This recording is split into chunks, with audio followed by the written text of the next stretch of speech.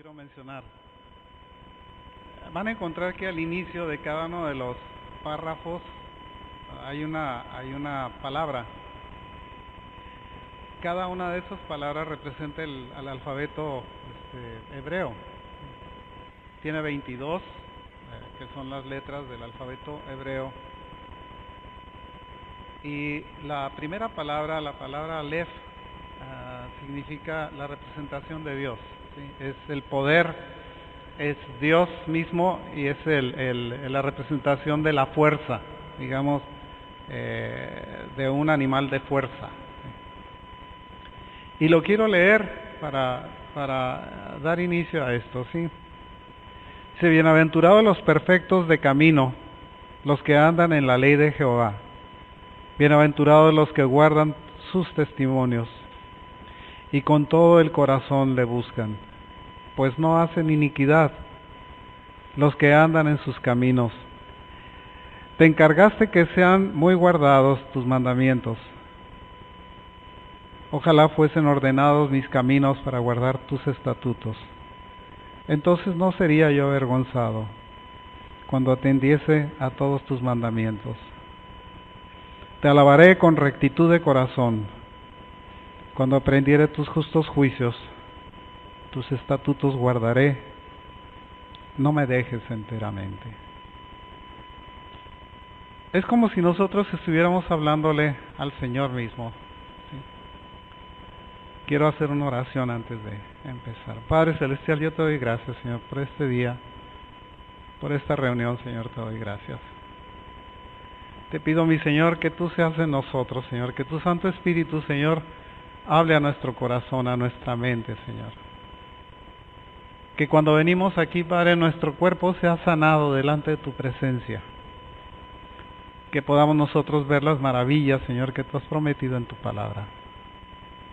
Te rogamos, mi Señor, que seas con nosotros en este lugar, Señor, que ocupes los lugares que están vacíos, Señor. Que tu presencia sea manifiesta y que tu palabra, Señor, tenga cabida en nuestro corazón y en nuestra mente y que vivamos por ella. Bendícenos, Señor. Te lo pedimos en el nombre de nuestro Señor Jesús. Amén. Hace rato, cuando estaba orando, Rosalinda, me acordé de una cosa que me ocurrió a mí hace muchos años. Algo que tal vez cambió mi vida de una manera radical. Quiero preguntarles, ¿cuántos tienen más de 30 años en el Evangelio? Levanten la mano. ¿Dos? ¿Más de 40? ¿Nadie tiene más de 40 años? Bueno. Hace más de 40 años, yo era una persona que se había convertido al Evangelio. Dentro del estudio que había tenido, yo consideraba limitadas las cosas que podían pasar con el hombre. Pensaba muchas veces que Dios se altera, se molesta o se sorprende cuando nosotros llegamos a hacer algo que pensamos que está fuera de lo que es el orden que nosotros seguimos. En ese tiempo, hace más de 40 años, nosotros estábamos yendo o nos habíamos convertido en la iglesia metodista. Y nos gustaba ir, a mi esposa y a mí, al otro lado, a una iglesia en donde había manifestaciones espirituales y en donde ocurrían milagros y había sanidades y pasaban cosas que en la iglesia en donde estábamos no pasaban, porque no creían en eso. En cierta ocasión, nosotros nos sentábamos hasta la parte de atrás de un lugar que ocupaba más o menos un poquito más grande que este, y que estaba lleno de sillas. Y la parte de atrás tenía unas bancas, y allá nos sentábamos hasta atrás, porque pues no éramos parte de la congregación, éramos visitantes. Y me recuerdo que en esa ocasión mi esposa estaba ya hasta atrás, estábamos hasta atrás, había terminado el servicio y estaba llamando el pastor a las personas para orar por ellas, aunque también había oración a los lados y había manifestaciones de ese tipo. Y por allá mi señora estaba atrás, estaba orando y estaba llorando. ¿Sí? Dentro de su clamor de oración estaba llorando. Y el pastor la llamó, venga para acá. Señora, cálmate, no estés haciendo escándalos, porque siempre pensamos de esa manera. Total, me dijo el hermano que estaba con nosotros, que era un hermano que tenía ya muchos años en el Evangelio, que era una persona con mucha sed y con mucha hambre de las cosas de Dios. Y me dice, pase el hermano, lleve a su esposa ahí enfrente. Y ya nos paramos nosotros enfrente de la plataforma, que era más o menos de este alto, pero no tenía escalones. Y nos paramos ahí enfrente porque el hermano nos había llamado y dice, le dice a mi esposa, suba para acá a la plataforma, y entonces la lleva para arriba y la pone a un lado de él. Y le dice, el Señor va a sanar su corazón. Entonces ora por ella y mi señora se cae. Me cayó así como regla. Y yo estaba allá abajo y dije, ay señora, híjole, mano, otra vez, no me saca de una y de otra. Entonces me dice el hermano, ¿quién viene con esta mujer? Pues yo, dice, pásame para acá arriba, me dice otra vez. Y ahí me trepo otra vez a la plataforma y me dice, el Señor le ama, me dice. Y entonces me levanta la mano y azoto yo también, ¿sí? Pero créame, no fue intencional, ni le quise hacer el favor al hermano de tirarme, ¿sí? Me pasó de una manera sobrenatural. Me caí de espalda y me di un zapotazo, pero bien dado, porque no había nadie detrás de mí. Me quedé tirado tratando de levantarme, no podía. Me dice el hermano, no esté luchando con Dios, me dice, quédese ahí quieto. Bueno, pues ahí me quedé tirado. ¿Y ahora qué hago? Pensaba. Sí. Y entonces me empezó a pasar, ¿yo por qué me avergüenzo de estas cosas? ¿Qué es lo que me pasa? Tal vez muchas veces cuando estamos muy preparados y pensamos que sabemos muchas cosas, nosotros nos limitamos o pensamos que nosotros tenemos la obligación de que Dios actúe como nosotros quisiéramos que actuara. Y eso nos ocurre muchas veces, frecuentemente. Pensamos que a veces pasan cosas que no deberían de pasar y que están pasando y no sabemos por qué. Les digo esto porque muchas veces eso es limitar el pensamiento de Dios. Fíjense que actualmente nosotros nos encontramos en un tiempo en donde la gente no respeta la palabra de Dios. La critican, la descalifican, la tratan de corregir. Inclusive nosotros nos podemos encontrar con hermanos, entre comillas, ¿sí?, que dicen que son creyentes, entre comillas, pero que no creen en el diezmo, o que no creen en las manifestaciones de los dones espirituales, porque piensan que ya es pasado, que ya eso no debería de ocurrir. Y entonces inclusive por tradición nosotros le hemos puesto una limitante, digamos, a la palabra de Dios, le hemos puesto el Antiguo Testamento y le hemos puesto el Nuevo Testamento. Cuando yo tomo la Biblia, para mí es la palabra de Dios, del principio al fin. No tiene espacios. La presencia o la venida del Señor Jesucristo digamos, a la historia del mundo o a la historia de la Escritura, no fue más que un parteaguas y un cumplimiento de algo que estaba escrito ya desde entonces. Lo que hizo fue sencillamente enriquecer la palabra de Dios. La enriqueció, ¿por qué? Porque se cumplieron escrituras que estaban y profecías que estaban hechas de tiempo antiguos, ¿sí? Y que nosotros debiéramos de seguirle teniendo el respeto igual, desde el Génesis hasta el Apocalipsis igual, no ha cambiado. Tal vez lo único que pudiéramos nosotros decir que ha cambiado son los rituales, ¿sí? Los sacrificios rituales que había. Pero fuera de los sacrificios rituales, porque el Señor Jesucristo cumplió con ellos, ¿sí? Y Él fue el sacrificio hecho una sola vez y para siempre.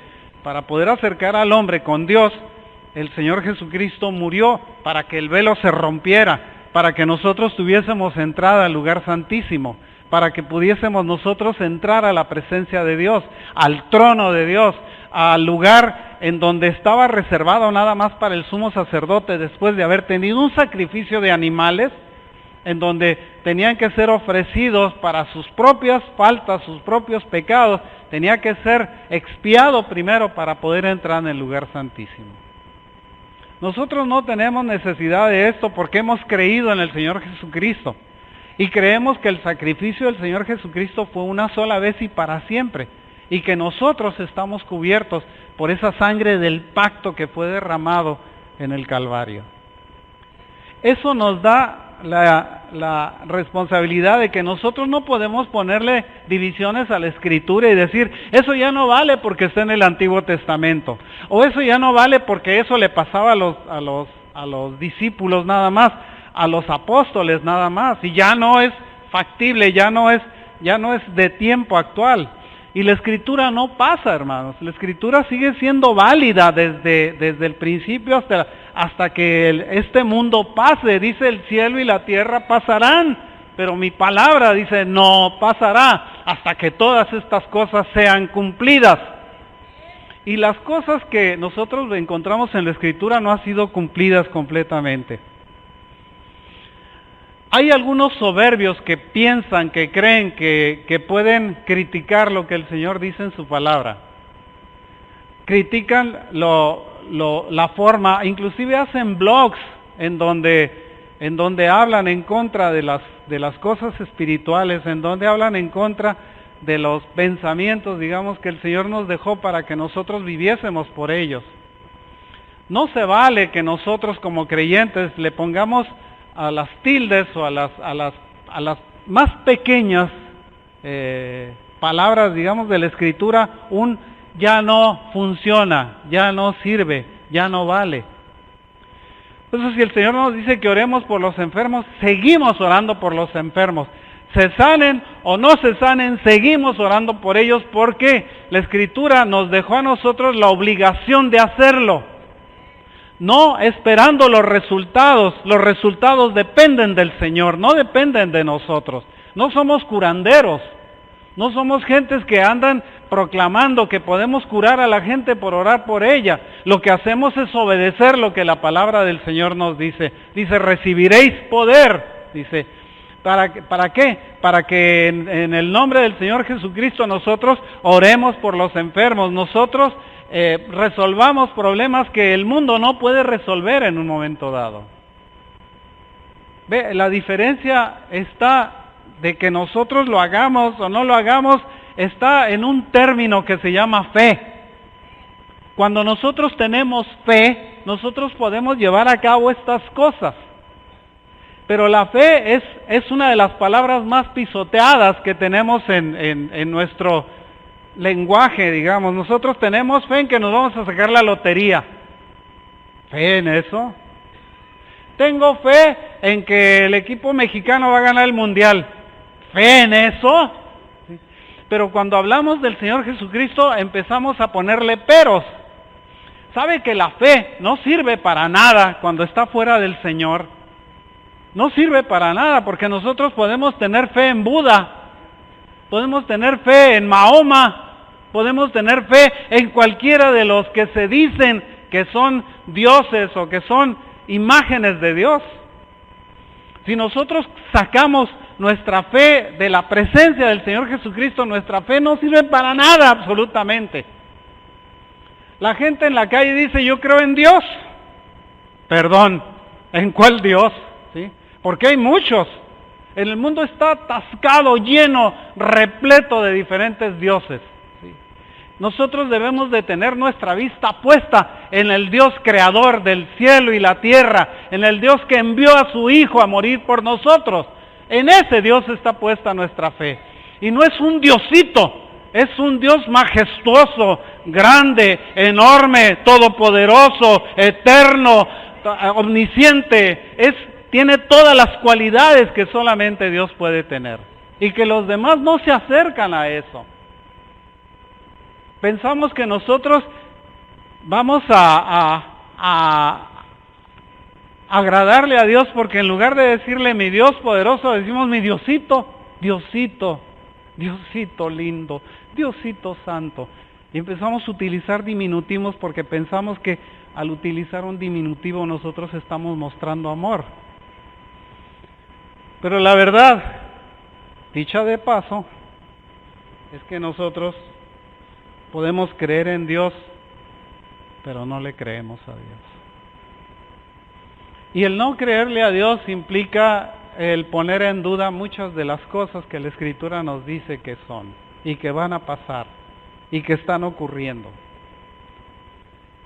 En Centroamérica hay volcanes que están haciendo erupción. La gente teme que el volcán el supervolcán que tenemos al norte, un día haga erupción, y entonces nos llene de humo toda la tierra, ¿sí? Está ocurriendo, hermanos. El Señor lo había prometido, profetizado, lo había dicho en su palabra, ¿sí? Temblores, dice, el rugido del mar, guerras, rumores de guerra, hay acuerdos, deja de haber acuerdos, se quieren pelear, ahora se dejan de pelear, rumores de guerra nada más. Pero las guerras las tenemos. ¿Qué ocurre entonces con nosotros? Que a medida que va pasando el tiempo, y les preguntaba el tiempo que algunos tenían en el Evangelio, porque hace 40 años, hermanos, no poníamos en duda la palabra de Dios bajo ninguna circunstancia. No nos atrevíamos a decir que esto era cierto o aquello no era factible, porque teníamos temor de Dios. Ese temor de Dios hacía que nosotros tomáramos la Escritura y la creyéramos de pies a cabeza. No había forma de quitarle una tilde o una jota. No había manera. Actualmente nosotros vemos a Hollywood, al mundo del espectáculo burlándose de estas cosas. Maldicen a Dios, maldicen al Señor Jesucristo, hablan mal de las potestades superiores, se burlan de ellas. ¿Por qué? Porque era necesario que eso pasara. Sabe que hay una división en donde el Señor está diciendo los corderos a la derecha, los chivos a la izquierda, o las cabras a la izquierda. Así, porque una vez, le digo los chivos o las cabras, porque una vez fui a pedir, le digo, ¿no tiene queso de cabra? No, me dice, tengo queso de chivo. ¿Y cuál es la diferencia? Ah, dices que el chivo es herrero y la cabra es de rebaño. ¿Y cómo le hacen para ordeñar al cerrero? Le digo, pues es la misma leche, ¿sí? Pero hay una diferencia que nosotros parece que tratamos muchas veces con chivos, y el Señor trata con creyentes incrédulos, ¿sí? Cabras. Y los hace a un lado a unos y a otro lado los otros. Y hoy, hermanos, quiero hablarle de el objeto de nuestra fe. La razón del objeto de nuestra fe es porque nosotros no podemos tener fe en cualquier cosa que se llame Dios. No podemos tener fe en cualquier postura o cualquier doctrina que pretenda darnos un Jesús, digamos, un Cristo modificado por el tiempo, por la época, por el avance tecnológico que tenemos. Antes de 1980, hermanos, 1990 inclusive, no había teléfonos celulares, no teníamos nosotros tablets, no había forma, cuando quería tener una computadora tenía que conseguirse una que le daba 3 megabytes de velocidad la computadora, y le iba y le compraba una tarjetita que le daba 10 y pensaba que usted era rapidísimo. Actualmente estamos hablando de miles de bytes y miles de digamos, de avances en tecnología. En ese tiempo no lo teníamos, no había manera de estarse entreteniendo con el teléfono, ¿sí? Buscándole citas y buscándole cosas. Actualmente eso, digamos, nos ha hecho que nosotros evolucionemos hacia un mundo en donde Dios está relegado, está puesto en un lugar muy aparte del pensamiento del hombre. Y debe ser primordial, debe ser fundamental que nosotros tengamos a Cristo en nuestro corazón y que nuestra plática sea en relación a eso. Estaba hablando con un médico que había estado muy enfermo, había tenido un problema en sus brazos y en sus piernas y no caminaba y estaba decayéndose. Actualmente debe pesar como unos, no sé, como unas 170 libras. ¿Sí? En ese tiempo pesaba 40 kilos, que son escasamente 88 libras. Cuando él hablaba de las cosas, digamos, de los medicamentos que le ponían y del tratamiento que le daban, él estaba hablando de la persona física que era, digamos, de su cuerpo. ¿Ves? Mi cuerpo necesita esto y necesita aquello y necesita más allá. ¿Sí? Su mente decía, yo me quiero matar porque yo no puedo seguir viviendo en esta circunstancia. Esto era lo que la mente le decía. El cuerpo le estaba exigiendo que estuviera tomando sustancias, medicamentos, que estuviera tratando de salir adelante. Pero había una parte que le faltaba. Y curiosamente esa parte la sustituyó una persona que fue y le empezó a hablar de las cuestiones espirituales. Entonces cuando él me está platicando le digo yo, lo que te sanó fue que te sanaron tu espíritu. Porque el espíritu debe ser soberano sobre el cuerpo y sobre la mente. Nosotros cuando vamos a la escuela nos enseñan a correr y a brincar y a saltar y a hacer ejercicios y a hacer esto y a hacer aquello. Nos instruyen en nuestra mente para que nosotros aprendamos el abecedario, para que aprendamos a sumar, a restar, a dividir, a hacer ecuaciones, a hacer trigonometría y aprender historia, y aprender geografía y aprender una bola de cosas, literatura y bla, bla, bla. Pero no nos instruyen espiritualmente. Si usted va a una escuela, no lo van a instruir en su espíritu. Le van a instruir en su cuerpo tal vez, le instruyen en su mente, pero no le instruyen el espíritu. Y la parte más importante que nosotros tenemos es esa, es nuestro espíritu, al que tenemos relegado y abandonado y por ahí empolvado. Sabemos que nosotros tenemos algo llamado espíritu, inclusive nos lo cantan en el himno nacional. ¿Sí?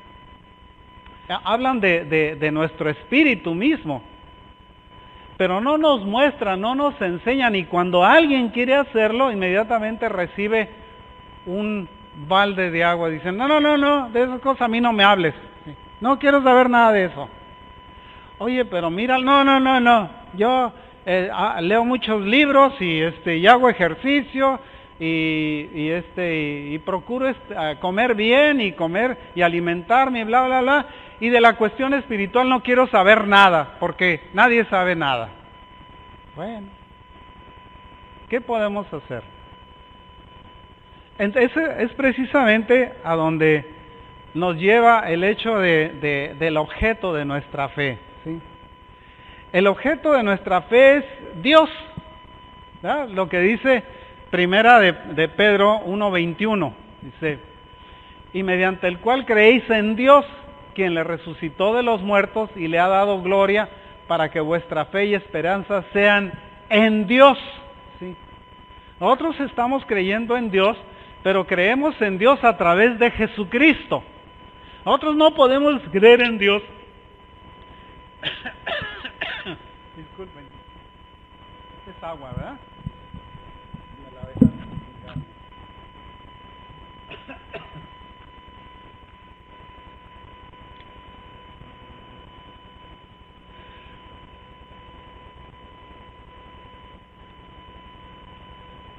Nosotros nosotros no podemos creer en Dios fuera de Jesucristo.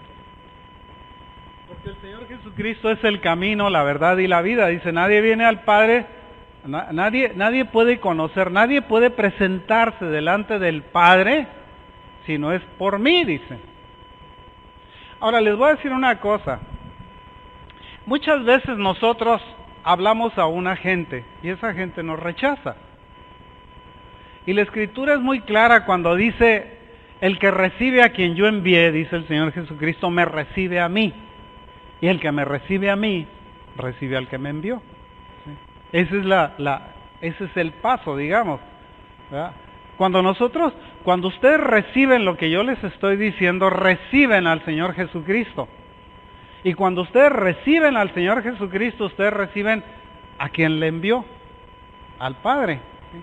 Al Creador del universo, al Dios fabuloso, digamos, en el cual nosotros hemos creído. Ese Dios eterno, ¿verdad? Es necesario que creamos en Él, porque nosotros necesitamos tener fe en Dios. Si nosotros perdemos esa fe en Dios, nuestra vida no sirve para nada. Podemos nosotros persinarnos cuantas veces quieran. Nosotros encontramos a gente jugando fútbol ahí, otra vez el ejemplo del fútbol, jugando fútbol, que me cae regordo el fútbol, por cierto, Pero encontramos a la gente, van a entrar a la cancha y se persinan. Salen de la cancha y se persinan. Cuando uno, fíjese, yo me recuerdo de un jugador, no me acuerdo cómo se llamaba, se ponía a orar cuando iba a entrar porque él era creyente. Lo criticaban y lo maldecían y empezaban a hablar mal de él porque oraba. Y mientras los otros dándole duro a los signos, ¿sí? Y nadie les decía nada. Nadie los critica. Cada quien puede pensar en el Dios que quiera. Pero nosotros no podemos, o no debemos, o no debiéramos, el mundo por lo menos, criticar a aquel a que le está sirviendo a Dios, al Dios verdadero, y quien quiere que alcanzar gracia de parte de Dios, ¿sí? Romanos 4:3 dice que Abraham le creyó a Dios y esto le fue contado como justificación o como justicia, ¿sí? Él recibió esa justificación por haber creído nada más. No le constaba. Muchas veces nosotros queremos establecer nuestra fe a través de las experiencias que recibimos en la vida. Cada que usted recibe una experiencia de parte de Dios, su fe se hace más chiquita. ¿Me entendió? Porque fe es la certeza de lo que se espera, la convicción de aquello que no se ve. Si nosotros estamos viendo, si el Señor Jesucristo se apareciera en este momento, en este lugar, entrada con todo su poder y gloria y se sentara aquí, nuestra fe se iría para abajo. ¿Por qué? Porque lo estamos viendo. La experiencia es algo que muchas veces disminuye la fe. Aunque puede hacer que nosotros creamos más fuertemente, nuestra fe se viene para abajo. ¿Por qué? Porque la certeza de lo que no se ve ya no existe. Ahora lo estamos viendo, con nuestros propios ojos lo vemos. Cuando hablamos entonces de fe, nosotros tenemos que tener en cuenta que el Señor nos dice que cuando creemos en Él, creemos en quien le ha enviado. Cuando creemos en quien le ha enviado, entonces nosotros empezamos a creer en el Dios verdadero. No en un Dios, no en uno más. No quiero hacer crítica, pero los católicos cuando el cristianismo fue impuesto dentro del Imperio Romano como obligatorio, ¿sí? Los paganos metieron a todos sus dioses y de ahí los incrustaron dentro de aquel pensamiento. El pensamiento judeo-cristiano, digamos, es monoteísta. Creemos nada más en un solo Dios. No creemos en tres, creemos en un solo Dios. En un solo Dios que se encarnó para venir a esa presencia, morir por nosotros, pagar por nuestros pecados, pagar por nuestras culpas. Y curiosamente, ¿sí? Al creer en eso, nosotros estamos creyendo como una parte solamente como una parte. Platicaba en una ocasión con un unitario, pues no platicaba, la verdad es que se ofendió porque nosotros en un blog que tenemos, que se llama La Voz en el Desierto, habíamos puesto algo sobre la Trinidad y yo recibí entonces un email de una persona por allá de Centroamérica que empezó a maldecirme porque nosotros estábamos hablando de la Trinidad. Entonces, yo no acostumbro contestar los emails, hermano. No me gusta entrar en redes sociales, pero me llegó a mi correo. Y pues leí todo lo que decía. Le contestaré, no le contestaré, le contestaré, no le contestaré, le voy a contestar. Entonces le contesto yo diciéndole, ¿usted cree en el Señor Jesucristo? Sí, dice. Esperaba que la respuesta era sí, porque era apostólico. Sí, creo. ¿Usted no cree en la Trinidad? Suponía que la respuesta es no creo. Entonces en el Jesús que usted cree está loco, porque yo no me puedo parar, le digo, delante de un espejo y orarme a mí mismo. No puede ser. El Señor Jesucristo cada que se retiraba a algún lugar a orar, oraba al Padre que está en los cielos. Él lo hacía de esa manera y ya da cuenta que nos lo dijo. La Trinidad no se habla de ella en la Escritura, porque puede encontrarse con algún desviado por ahí que le dice, no, la Trinidad es un invento del hombre y la Trinidad es algo que no está escrito. No, tampoco el rapto está escrito. Pero nosotros creemos en eso, porque creemos que dentro del plan, digamos, del misterio del Señor, eso nos ha sido revelado. Muchas veces nosotros recibimos la información de Dios a través de la revelación que Él nos da en su palabra, no porque nos lo diga directamente. Mire, el mensaje a las 7 iglesias que está en Apocalipsis, esas 7, dicen, ¿qué? ¿Hay 7 iglesias en el mundo? No hay 7 iglesias en el mundo. Hay 7 pensamientos distintos de iglesia en el mundo. Y a esos 7 pensamientos distintos de iglesia fue a los que el Señor les mandó el mensaje.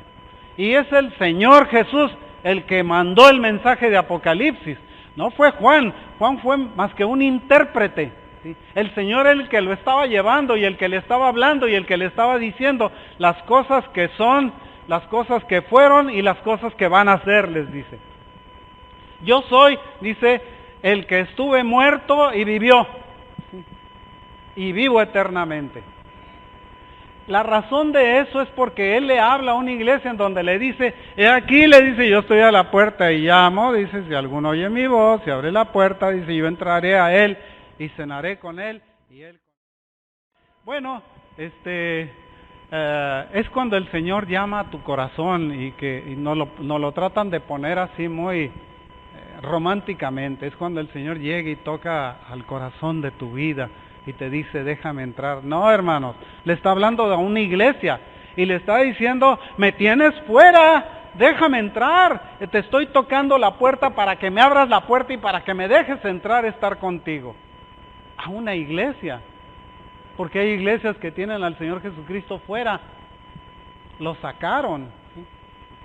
Haga de cuenta que su fe estaba puesta en duda o estaba perdida por el hecho de haber echado fuera al dador de la fe, al motivo de nuestra fe, a la razón de nuestra fe.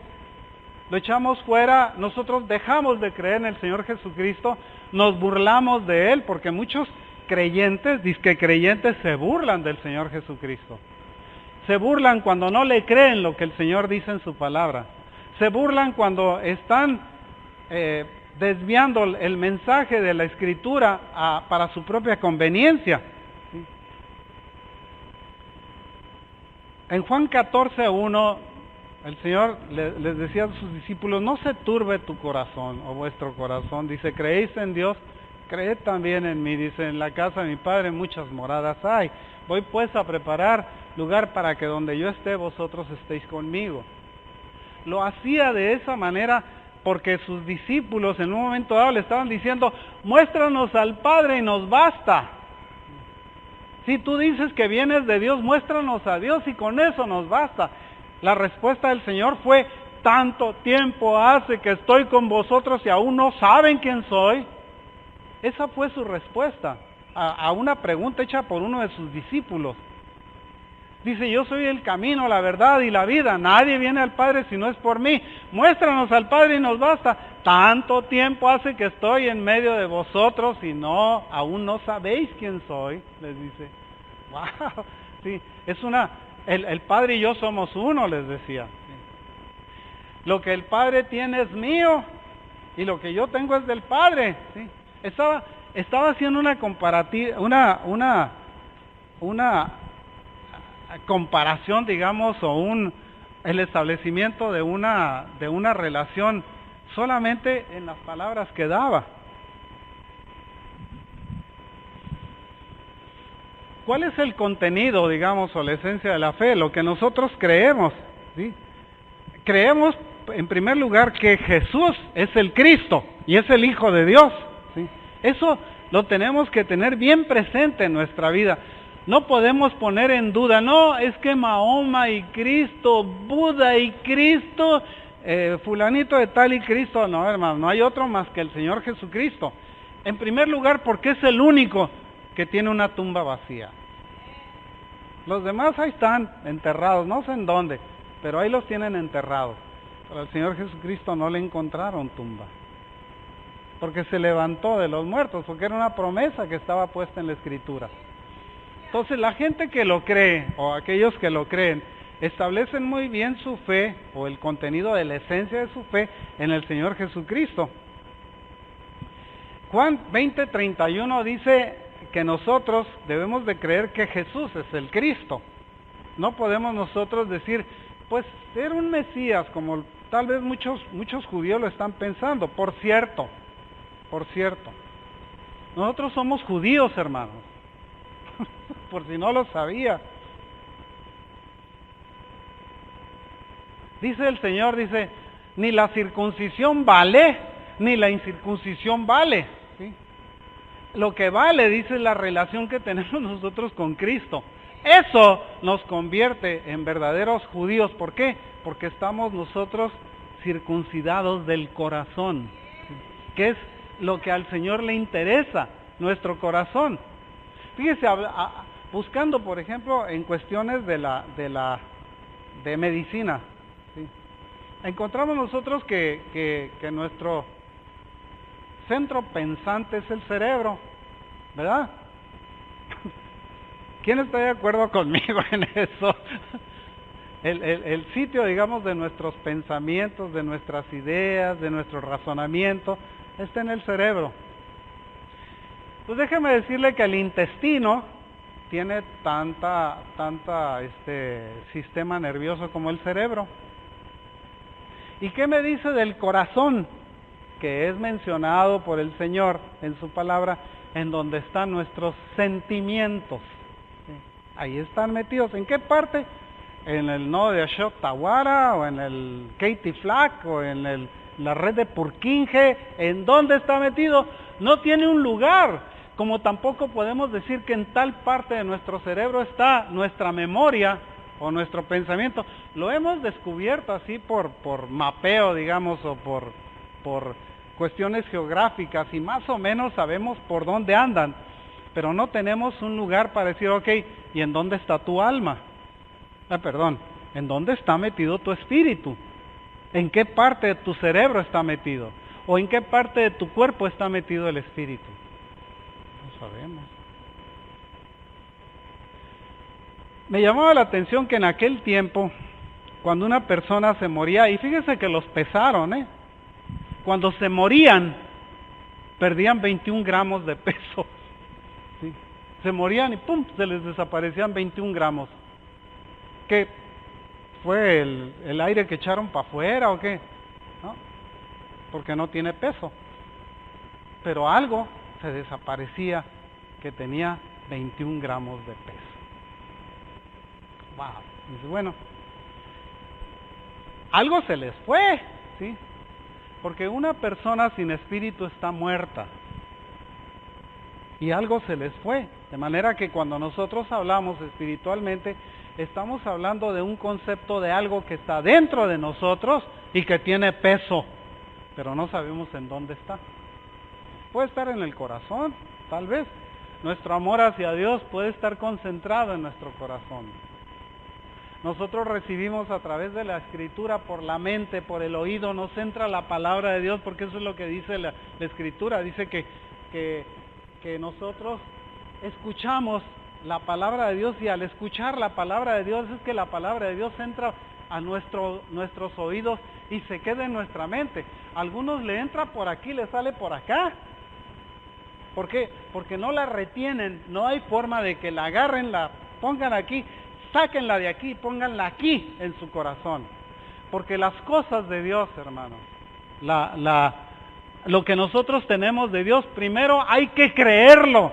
Y si el Señor nos da la oportunidad de razonarlo, pues bendito sea Dios por ese razonamiento. Pero primero hay que creerlo. Muchas gentes quieren primero razonarlo y para poderlo creer. Y las cosas de Dios no se razonan para creer, se creen para razonar. Esa es diferente. El sentido que lleva el pensamiento del hombre tiene que ser distinto en cuanto a las cosas de Dios. Porque nosotros creemos en Dios primeramente y creemos en que lo que Él dice y lo que Él hizo es cierto. ¿Lo vimos? No. Yo no vi que el Señor Jesús resucitara, pero lo creo. No vi tampoco que se levantara un muerto, pero lo creo. Tengo experiencia inclusive en levantar muertos, en forma personal. ¿Sí? Pero no lo digo, porque no es obra de quien lo hace, es obra del Señor. Quien lo hace es solamente un instrumento de Dios, es un instrumento de aquel que nos está dando la autorización para que nosotros hagamos esas cosas. No porque seamos Superman, sino porque le creemos a Dios, sencillamente por eso. ¿Cuántas veces ora al día? ¿Una vez? ¿2 veces? ¿Cada que se sienta a comer? ¿Cuántas veces le ora al Señor al día? Cuando se va a acostar, sí, Señor, gracias por haberme dejado dormir. Espero que mañana, Señor, te puedo orar otra vez para levantarme. O que me encuentre consciente para orar. A veces pensamos que podemos hacerle trampas a Dios porque creemos que si tenemos un funeral, nos morimos, y tenemos un funeral fastuoso, el Señor nos va a llevar al cielo. Porque alguien dijo, no te preocupes, cayendo la feria, te vas para el cielo.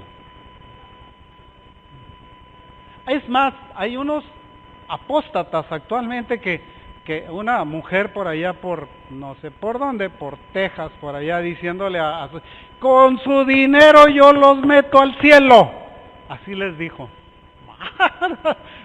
O sea que el cielo tiene un Ticketmaster, ¿sí? Usted le mete la feria y le abren la puerta para que se meta. Qué cosas tan absurdas, qué falta de respeto al sacrificio del Señor Jesucristo. Qué falta de respeto a Dios. Qué falta de respeto a las potestades superiores. Pues es una falta de respeto eso. Nos ponemos a hablar como si Dios fuera nuestro cuate. ¿Sí? Ah, no, es que él es mi cuate y yo, pues lo que le diga él hace. Eso no es cierto. Nosotros estamos bajo la misericordia de Dios, bajo el cuidado de Dios, bajo esa misericordia y ese cuidado que nos permite que nosotros podamos hoy, en este día, venir a este lugar. No queremos venir a este lugar porque nos quedamos a ver el fútbol. No queremos venir porque nos quedamos a lavar al perro. No queremos venir porque tenemos tan variadas razones para despreciar lo que el Señor está esperando de nosotros. A veces así lo hacemos. Nuestras prioridades están volteadas. Pensamos que nosotros tenemos que cuidar más las cosas, los bienes materiales que los bienes espirituales. nuestra prioridad debe ser cuidar los bienes espirituales que tenemos. Esos son fundamentales, son los que nos dan vida, son los que preservan nuestra vida y son los que nos van a dar vida eterna. Nosotros a veces, inclusive o muchos creyentes, piensan que tienen un lugar especial porque son el papas fritas, porque ¿quién más que ellos? Son tan importantes, tan buenas personas, con tantas cualidades, con tal inteligencia, con tantos estudios, con tantos libros leídos, etcétera, que ¿por qué no se iba a acordar Dios de ellos? ¿Sí? Piensan en primera persona, en ellos mismos, y relegan al Señor como si fuera su siervo, su sirviente, aquel a quien le mandan y Él obedece. Y tal cosa deja nuestra fe muy flaca o muy pobre. Nosotros debemos de creer que Cristo se levantó de la tumba, por ejemplo. Ahí tenemos a los vecinos que dicen que no, que le pidió un cuerpo prestado a no sé quién para meterse en ese cuerpo y presentarse delante de sus discípulos diciéndoles, yo soy el... entonces crees en los fantasmas, en fantasmas que se meten en el cuerpo de una gente para hacer de las suyas. Cuando la Escritura nos dice que el Señor Jesucristo resucitó, creemos en esa resurrección. Si no creemos en esa resurrección, la Escritura nos hace una advertencia, vana es vuestra fe, dice, no sirve para nada lo que tú crees. Puedes seguir viviendo tu vida como se te antoje, porque tu fe no sirve para nada, por cuanto no crees en la única razón de evidencia, digamos, lo suficientemente fuerte para que tú puedas seguir o llamarte o constituirte como un creyente, creer en la resurrección del Señor Jesucristo. Yo no la vi, ninguno de ustedes la vio, pero creemos en ella. Y la diferencia de creer en ella nos hace distintos, porque pudiéramos nosotros a través de nuestra doctrina decir, porque alguien nos convenció, porque escribió un librito, digamos, y nos convenció de que tal milagro no fue cierto, y lo creemos. Y pensamos nosotros que tiene razón.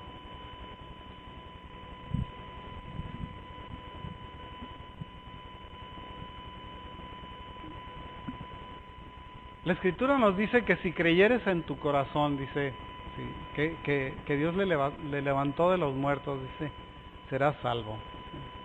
Porque con el corazón se cree para justicia, pero con la boca, dice, se confiesa para salvación. ¿Sí? Entonces nosotros tenemos, por un lado, creerlo en nuestro corazón y por otro lado, confesarlo con nuestra boca. Y eso es lo que hacemos muchas veces en el bautismo. ¿Sí? Cuando nosotros nos bautizamos estamos confesando públicamente que nosotros somos creyentes. A no ser que sea un acto de conveniencia, digamos, no, pues me voy a bautizar porque mi novia dice que me bautice y yo por lo tanto me tengo que bautizar para darle gusto a la novia. Pues tu bautismo no sirve para nada, porque es un acto de la voluntad, no es un acto de la obligación. Nosotros lo hacemos porque nuestra voluntad nos dicta que nosotros debemos de tener un acto de representación pública en donde confesamos que somos creyentes. Por eso nos bautizamos. En 1 Timoteo 1:5 dice que nuestra fe no debe ser algo que sea fingido. No podemos fingir nosotros que creemos o que nosotros somos creyentes, porque nosotros debemos de tener una fe no fingida. O sea, una fe real, no una fe mentirosa. Podemos decir delante del mundo que somos cristianos porque nos conviene decirlo, pero no porque estemos convencidos de serlo. Tenemos nosotros un grupo de mujeres que se habían convertido hace muchos años, ahí en La Juárez. Les les dábamos enseñanza, mi esposa particularmente, les daba enseñanza respecto a esa conversión, y en una ocasión les dije, y ustedes tienen un problema, les dije, y un problema que van a tener que resolver un día. Ustedes tienen el problema, por la sociedad en la que se mueven, de la influencia que esa sociedad tiene sobre ustedes. Vamos al bautismo, y que vamos a la boda, y que vamos allá, y que vamos acá, y que vamos a la confirmación de fulanito, y vamos a ponernos hasta el gorro, porque necesitamos nosotros ser parte de la sociedad en la que nos movemos. O siguen al Señor Jesucristo. Esa es su alternativa. ¿Cuál creen que escogieron? La primera.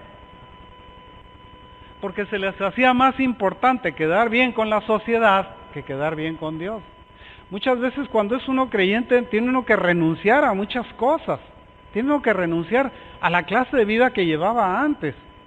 No quiere decir que renuncie a la sociedad, renuncia a las prácticas de la sociedad. Porque se iban a ver hombres, digamos, o a lugares en donde había hombres que se encueraban para bailarles.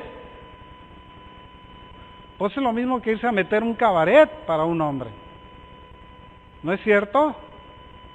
Y había grupos, sí, que que vamos a ver a los, no me acuerdo cómo se llamaban los grupos. Porque esa era la costumbre que tenían en la sociedad en donde se movían. Y eso agarraba y le ponía a la fe una fe fingida. ¿Sí? Estás fingiendo que eres un creyente. No finjas, mejor declárate que no lo eres. Es más honesto, más leal, más digno decir yo no creo, que decir sí creo, y de repente con tus actos estás mostrando otra cosa. Podemos caer, resbalarnos, azotarnos, darnos un guamazo, pero eso no significa que no nos podamos levantar y volver a tomar nuestra vida como debía de ser. ¿Sí? Podemos haber cometido errores, los hacemos continuamente, pero podemos levantarnos. ¿Por qué? Porque tenemos un recurso, se llama arrepentimiento. Cuando nosotros nos arrepentimos, nosotros le damos oportunidad a que el Señor nos vuelva otra vez al camino que habíamos dejado y nos vuelve a meter en ese camino angosto, ese camino de rectitud, ese camino que lleva a la vida eterna. La Escritura dice, hay caminos que al hombre le parecen derechos, dice, pero son caminos de muerte. ¿Sí? Porque el único camino que tenemos se llama Jesús, y lo hacemos a través de la fe que tenemos en Él. ¿Sí? Si nosotros perdemos esa fe, perdemos ese camino. Al perder ese camino podemos tomar un camino de muerte, un camino que nos lleva, que nos aleja de Dios, un camino que nos aleja de la vida eterna, un camino que nos va a llevar a la perdición.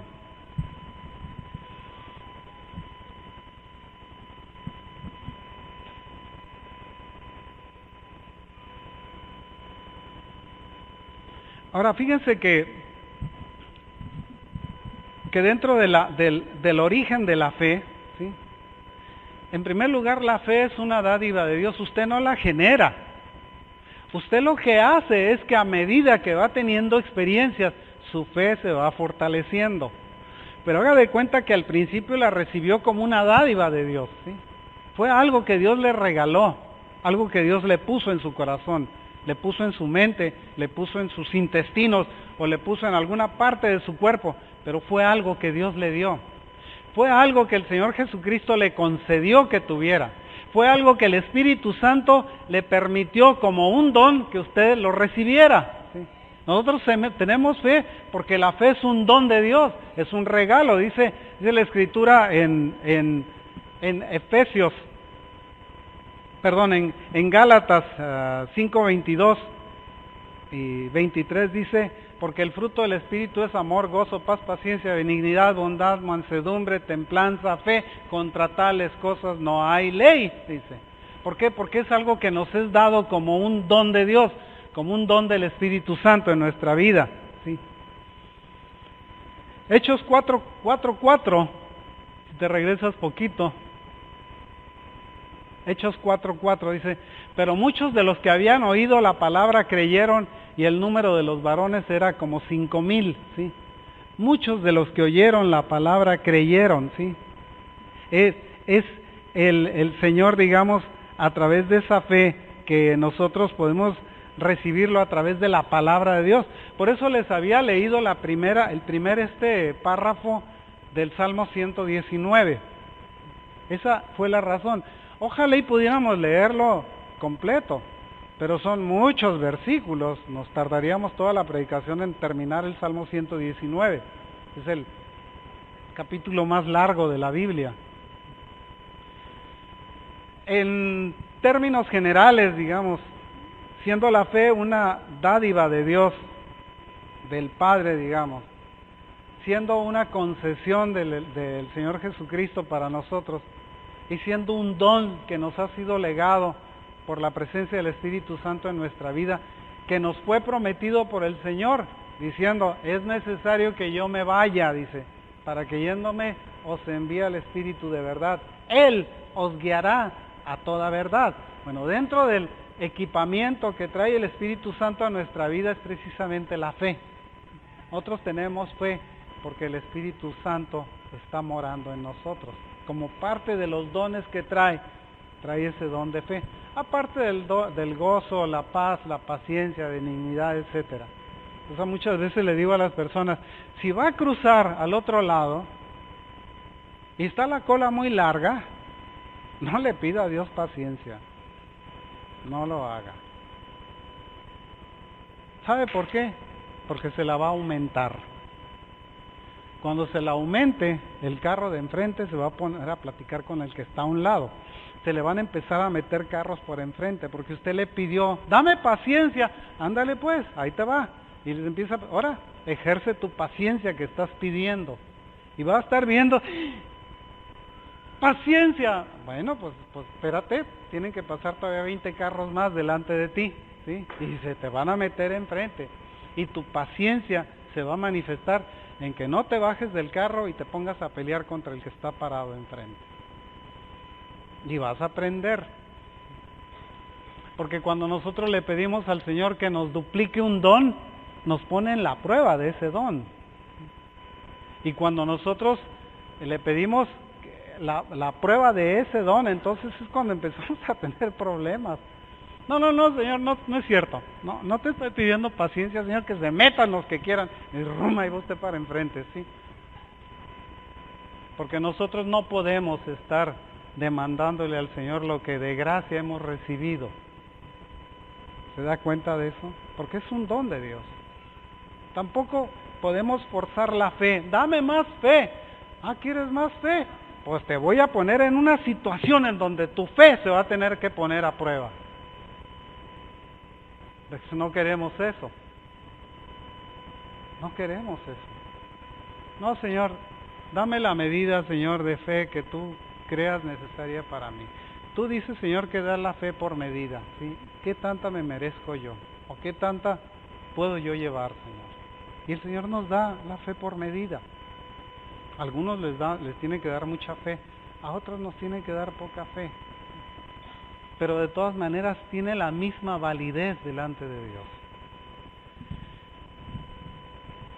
Ahora, les decía que la fe es impartida por la palabra. Mientras usted más lee, su fe crece más. Mientras usted más se mete en la palabra de Dios, más crece su fe. Que era lo mismo que la santidad, haz de cuenta. Mientras más respeta usted los principios de Dios, más santo es. ¿Te quiere crecer en santidad? Empiece a guardar los preceptos, mandamientos, principios que el Señor dice para que usted sea un verdadero santo. ¿Sí? Pero si usted se los brinca y usted hace esto porque los desprecia o por lo que sea, su santidad empieza a hacerse pequeñita. ¿Sí? Y la Escritura nos dice, sin santidad nadie verá a Dios. Sin santidad nadie verá a Dios. De manera que la santidad es algo que nosotros hacemos crecer a través del respeto de los principios, de mandamientos de la palabra de Dios, los cuales no han pasado, hermanos. Es falso eso que algunos dicen que ya no es válido esto porque está en el Antiguo Testamento. Pues, ¿desde qué momento te descalificaron? Me encontraba yo con una persona que hace muchos años fue miembro de esta congregación. Pues esta congregación ha pasado mucha gente, hermano, mucha gente.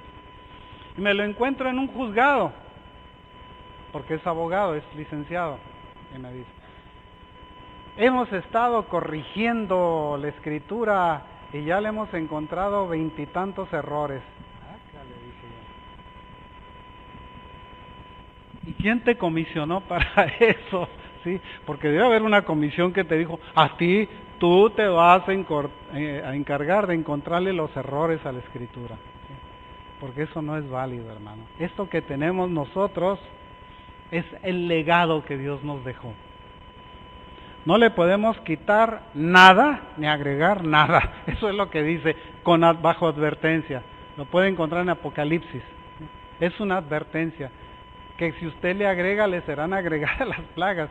Y que si le quitas, le será quitado su parte del árbol de la vida. ¿Sí? De manera que es una advertencia.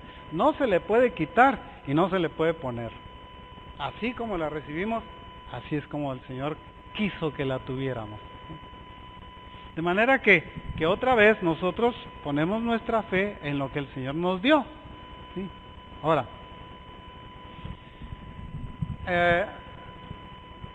dice Hechos 4:4 que muchos de los que oyeron la palabra, por oír la palabra, creyeron. ¿Sí? Porque por oír la palabra nuestra fe se puede establecer o se puede implantar, digamos. Cuando vamos a un estudio bíblico y alguien está impartiendo la palabra de Dios, lo que está haciendo es alimentar una parte que está en nosotros que se llama, digamos, la llave o el nido o el lugar de la fe. Ese llave, ese nido, ese lugar de la fe, lo están llenando con la palabra de Dios. Porque de la palabra de Dios es de donde nosotros recibimos la revelación de Dios. ¿Sí? Es a través de la palabra de Dios. Usted no puede tener un sentido de Dios porque de repente le cayó un rayo. ¿Sí? No, usted el sentido de Dios que tiene lo recibe de la palabra de Dios. ¿Sí? Es el respeto, el estudio, la relación que usted tiene con Dios lo hace a través de su palabra, porque a través de su palabra el Señor le habla. ¿Sí? Usted se pone a orar y decirle, Señor, dame esto, dame aquello, necesito esto para acá, necesito aquello para allá, y el Señor está, bueno, pues te estoy oyendo, ahora escúchame tú a mí. No, Señor, no tengo tiempo, me tengo que ir a una fiesta.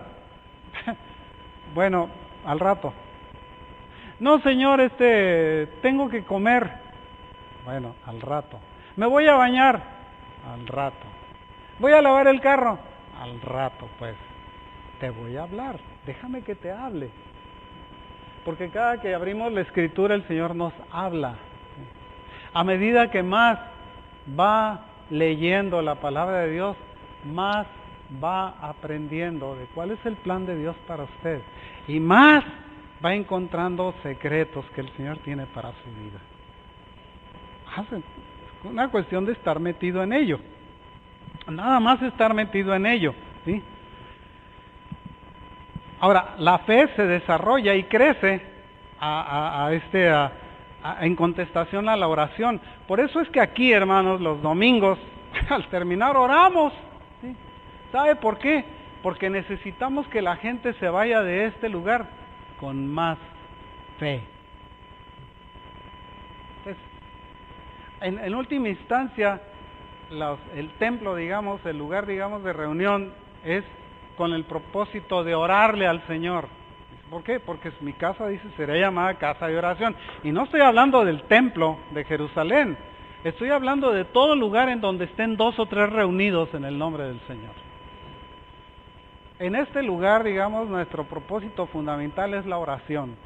Llegamos aquí, nos vamos con un poquito de oración. Oramos por los enfermos, oramos al final por las necesidades públicas que tenemos, las necesidades sociales, las necesidades de cualquier tipo que se estén presentando, que sean, digamos, cosas que tiene que pasar nuestro país. Tenemos las elecciones en 2 semanas. Espero que no nos toque otro igual. otro igual que mi pariente, con perdón de los Peña. No quiero decir nombres para que no vayan a orientarse de quién estoy hablando, pero espero que no nos toque otro igual. La fe se desarrolla, les decía, y crece como contestación a la oración. Ahora, en Marcos 9:24 hubo una petición, digamos, que fue hecha al Señor. Inmediatamente el padre del muchacho clamó y dijo: creo, ayuda a mi incredulidad. ¿Sí? Porque el creer quita la incredulidad. El creer quita la falta de fe, la ausencia de fe. La fe se establece por creer. Creemos, por lo tanto tenemos fe. Por eso Abraham fue llamado el padre de la fe, porque él creyó, no conocía a Dios. Un día el Señor le habló y le dijo: vete de tu tierra y de tu parentela al lugar que yo te voy a indicar. Lo que tú mandes, Señor. Y ahí va. No lo conocía. No sabía quién era. Pero escuchó la voz y obedeció esa voz. Y a través de su vida, esa obediencia o esa relación se fue enriqueciendo, hasta que el Señor lo consideró su amigo. Y por considerarlo su amigo, le otorgó los deseos de su corazón, ¿sí? Hasta que Abraham murió. En Lucas 17:5 dice: aumenta, ¿no? Pues si usted me dice: hermano, auméntenos la fe. Sí, hermano, póngase a leer. Se le va a aumentar, pero exponencialmente, ¿sí? Le va a crecer, pero mucho, porque usted se pone a leer lo que el Señor le da como fuente de la fe, que es su palabra. Ahora, estas cosas, decía Juan, son escritas para que creáis. En Juan 20:31 nos lo dice: son escritas para que crean. Porque la razón por la que está toda la palabra de Dios puesta, digamos, en nuestra vida es para que nosotros creamos. No es para que nosotros la tengamos como adorno en algún librero en nuestra casa diciendo: uy, no, ¿tienes Biblia? No, hombre, no tengo una, tengo como 10. ¿Y cuántas lees? No, las tengo de adorno, ahí se ven muy bonitas ahí en la pared. Jamás he abierto una, ¿sí? Porque hay quienes así viven, jamás han abierto una Biblia. Y tienen la pared en su biblioteca llena de Biblias, ¿sí? Pero nunca han abierto una. La razón, digamos, de la Escritura era para que nuestra fe se fuese aumentando, ¿sí? Ahora, en Lucas 22:32 le dice el Señor a Pedro, ¿sí? Que Pedro dice, el diablo va a venir a zarandearte, dice, te va a ir como en feria, ¿sí? Pero yo he rogado por ti que tu fe no falte, y tú, una vez vuelto, confirma a tus hermanos, ¿sí? ¿Qué fue lo que pasó? Cuando le vienen las tentaciones, arranca, ¿sí? Avergonzado, temeroso, negando al Señor, ¿sí? Hasta que se da cuenta de esa realidad, y esa realidad lo hace que regrese con lágrimas. Tiene que pedir perdón por aquella falta que había cometido, que el Señor se la había advertido. Te van a zarandear, ¿sí?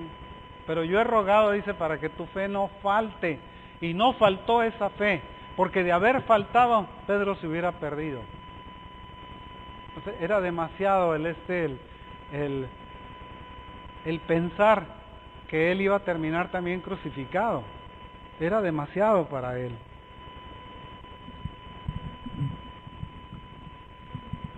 Ahora, la fe tiene contrastes, hermano. Tiene contraste con nuestra vida, ¿sí? Segunda de Corintios 5:7 dice que nosotros andamos por fe, no por vista, ¿sí? Si nosotros anduviéramos por vista, estaríamos fritos. Andamos por fe.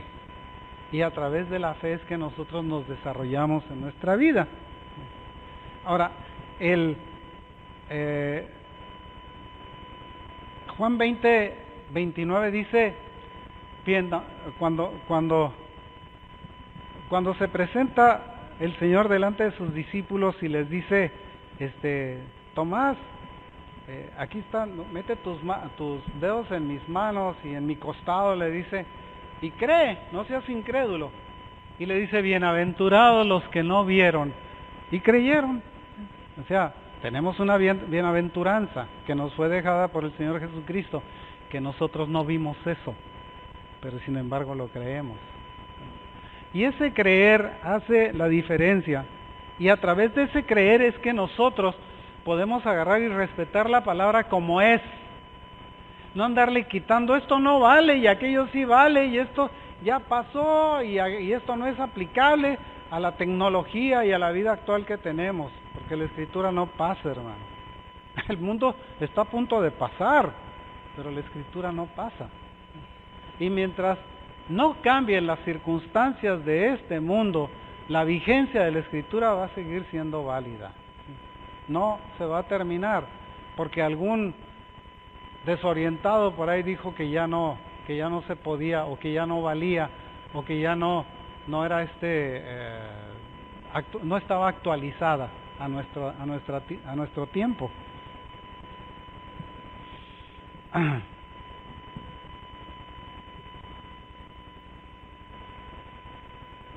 Romanos 4:5, así ya para terminar. Mas el que no obra, sino cree en aquel que justifica al impío, su fe le es contada por justicia. Y esto hablando de las obras de la ley en contra de la fe. ¿Sí? Verá, cuando Pablo escribía esto, estaba haciéndole una advertencia a aquellos que habían sido sus discípulos, digamos, o sus hijos espirituales, le vamos a poner de esa manera. Porque ellos, particularmente los Gálatas, habían transformado las cosas, y los Corintios también, ¿sí? Habían transformado las cosas de tal manera que habían negado, digamos, la razón de la fe que tenían. Pablo le dice a los Gálatas insensatos, dice, habiendo empezado por las obras de la fe, dice, termináis por las obras de la ley. No porque las obras de la ley estuvieran descartadas, sino porque la ley, hermanos, no nos salva. La ley nos santifica, pero no nos salva. ¿Ve la diferencia? Una cosa es que usted sea santificado a través de la ley, y otra cosa es que usted sea salvo a través de la ley. La salvación la tenemos nosotros por la fe que tenemos en el Señor Jesucristo. La santidad la tenemos nosotros por la manera en la que nos comportamos delante de Dios. No podemos modificar el sacrificio del Señor Jesucristo en ese sentido. Pero sí podemos nosotros modificar nuestra obediencia a las leyes del Señor. No te creo. Señor, no te creo. Yo estas cosas no te creo.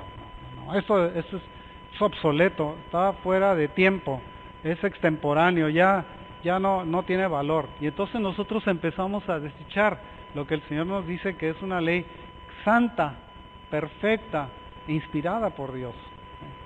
Porque la inspiración viene del Señor, no fue inspirada por alguien que dijo, voy a escribir, de repente se me ocurre que tengo que escribir esto.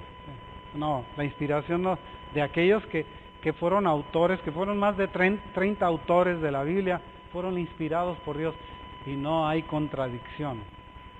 A pesar de los ataques de muchos que dicen que se contradice, no se contradice en ninguna parte de la Escritura, no se contradice. Gálatas 2:16, sabiendo que el hombre no es justificado por las obras de la ley, sino por la fe de Jesucristo. Nosotros también hemos creído en Jesucristo para ser justificados por la fe de Cristo y no por las obras de la ley. Por cuanto por las obras de la ley nadie será justificado. De manera que nosotros nos acercamos al Señor Jesucristo a través de la fe. Es la fe la que nos establece en la postura que tenemos delante del Señor. Esa fe la mejoramos, la enriquecemos cuando nosotros leemos la palabra de Dios. Dentro de la palabra de Dios están los mandamientos que el Señor nos dejó para que nosotros los guardáramos perpetuamente. ¿Oyó? Nos brincamos el cuarto porque ya no es aplicable. Nos brincamos el tercero porque bueno, Dios no se va a molestar. Nos brincamos el quinto y felicidad a los padres ahora en relación al quinto, dice honra a tu padre y a tu madre. Bueno, feliz día del padre para los papás aquí, sí. Y un aplauso para ustedes, sí. Feliz día del padre. Pero el día del padre y el día de la madre son todos los días del año. No es nada más este día, es todos los días del año. Se tiene que honrar a su padre, tiene que honrar a su madre todos los días del año. Eso es lo que dice la Escritura que debemos de hacer. Bueno, vamos a orar, hermanos. Quiero que se pongan de pie. Hoy vinimos ayunados, algunos de nosotros, por lo menos. Y lo hicimos con el propósito de orar por nuestro país.